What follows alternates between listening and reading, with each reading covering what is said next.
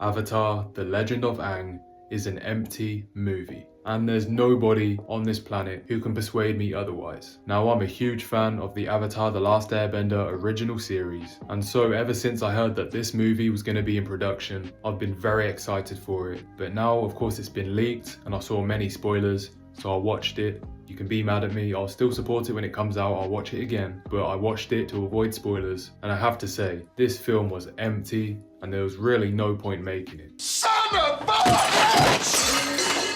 It was really disappointing. It has amazing animation, but apart from the extremely polished animation, and that the characters feel exactly the same, and that the characters still have a lot of chemistry together, and are characterized the same way as they were in the show, that was done very well. But apart from that, the movie is empty, and hardly anything happens. It's a bland story, with bland writing, and the villain comes and goes. He's hardly even fleshed out. Of course, you know his intentions. It's rushed, like it truly is a rushed movie and storyline. The villain doesn't even have time to be fleshed out. He comes and goes.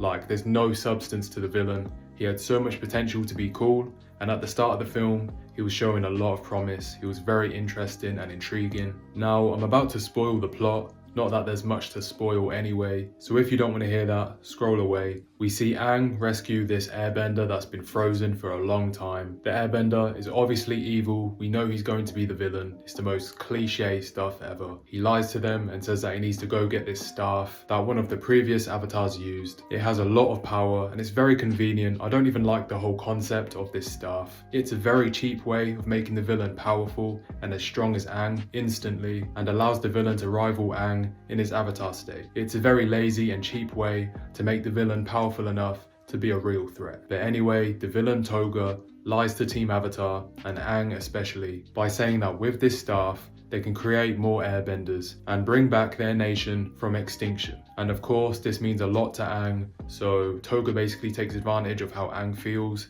to make him get on board and use his powers to get a hold of this staff and do the obvious villain shit. Anyway, I kid you not, they go to get the staff, the guy turns evil, fights Team Avatar, then he leaves.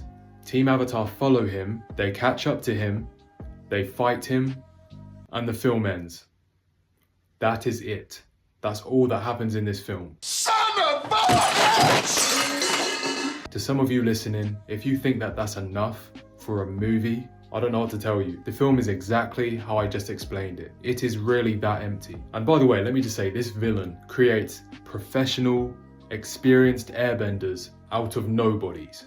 They have no experience with airbending at all, yet they've mastered it so much in like 20 minutes that they're able to rival Zuko, Katara, and Toph, and I guess Sokka. And it's just unbelievable. Tagah literally had no time to train his new airbenders. He gives them the powers straight after getting the staff, and then Team Avatar catches up to him, and the final battle happens. How are they rivaling Zuko, Katara, and Toph in their first fight being airbenders? They've had this ability for 20 minutes. It makes zero sense. Yes, the fights look cool, but if you look past it, by using like 1% of your brain power, it's ridiculous. It makes no sense. It's so stupid. To rival Zuko, Toph, and Katara instantly, they are the worst, most powerful opponents that you could fight as a new airbender. The day you turn into an airbender is the day you're fighting these three. Come on. No. And they actually are winning until Sokka saves them by just like a funny gag moment. But this movie is so rushed and it feels like it's 30 minutes long. And I wasn't looking at the time because I was really paying attention and watching it. I genuinely assumed that the final battle was like the first showdown between Tagah and the Avatar. The movie's just getting started, because at this time it feels like it's only just been set up. Hardly anything has happened, so I'm assuming I'm halfway through the movie.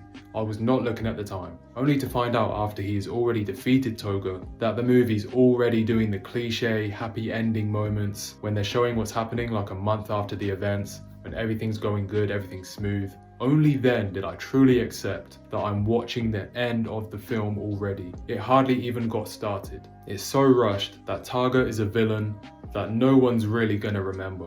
Like, he's not gonna pop up in your head when you're thinking of iconic Avatar villains or the coolest characters in the Avatar: The Last Airbender universe. He's introduced into the story and world, and then he's out of it. It's just like that. He comes and goes, literally. When you see the movie in October, if you're not watching the leaks, which is good for you, it's the right thing to do, I just didn't want to see any spoilers, as I had already seen enough. Like literally, this film is empty. I don't want to hear anyone say, oh, it's an amazing film, but I swear this movie is genuinely a waste of time. There's going to be a lot of people who turn their brain off and watch the movie, that say it was amazing, it was a 10 out of 10. And of course, when you turn your brain off, you see amazing animation, you see the characters you've loved for so long return to your screen, and you finally get to see them when they're older and it's exciting, but the movie has no substance. And I know most of you who haven't seen it have seen the edit, and let me ask you this, why do you think you're seeing the same 5 scenes recycled in every single edit? It's the same 5 scenes, and they're the only scenes that are even noticeable, and that's because them 5 scenes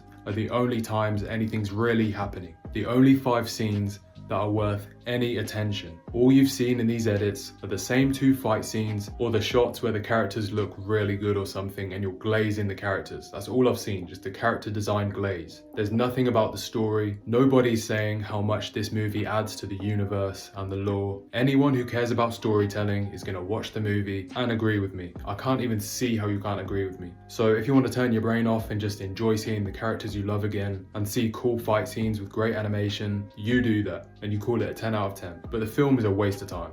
No substance, rushed. The film is really 30 minutes long. I can't believe I look at the time and it says like 1 hour and 38 minutes, because it really does feel a third of that due to just nothing happening and how fast the movie wants to end. The movie itself feels like it's tired of the movie. Like it just wants it to end. It just wants to get it out the way. So yeah, the movie's very disappointing. I'm happy to see all the characters again. I expected a whole lot more. I loved the original show, but this was a miss. A straight up miss.